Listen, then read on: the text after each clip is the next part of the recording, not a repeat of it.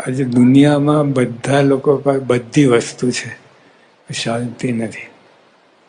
અબજો કરોડો રૂપિયા હશે પણ શાંતિ નથી. મહારાજે કહ્યું કે સંત કે માય કા ભગવાન કે માય શાંતિ, એમાં શાંતિ છે. એટલે આપણે એ મળ્યું છે, એ સત્સંગ મળ્યો છે.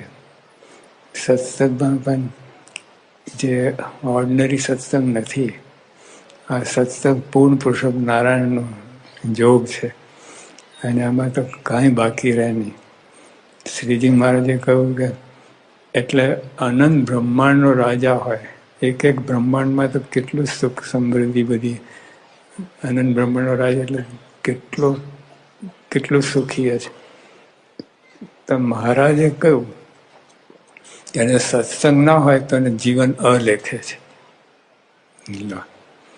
સત્સંગની કેટલી મહત્તા છે આ બતાવે છે. અનંત બ્રહ્માંડનો રાજા હોય પણ સત્સંગ ના હોય, અને અનંત બ્રહ્માંડનો રાજા પણ સત્સંગ ના હોય, આ કેટલી મહત્વની વાત. એટલે આ શ્રીજી મહારાજ આપણને આ જોગ આપે છે. મહારાજ આવ્યા અને ત્યારથી આપણે આ સત્સંગની વાત, જે મહારાજના યોગમાં જે આવ્યા પછી બીજે જન્મે સત્સંગમાં જન્મ આવે, એના યોગે બીજા સત્સંગ થાય, ગુણાતીત સંતોના યોગમાં આવે, એ બધા બીજા જન્મે સત્સંગ. એટલે ત્યારથી સત્સંગ બધું ચાલુ છે.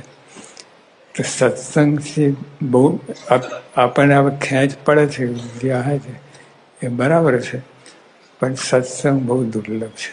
સત્સંગને તમે તજી ના દેતા.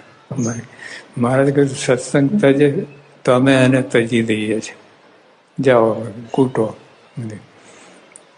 પણ મહારાજ તો છોડતા નથી, કે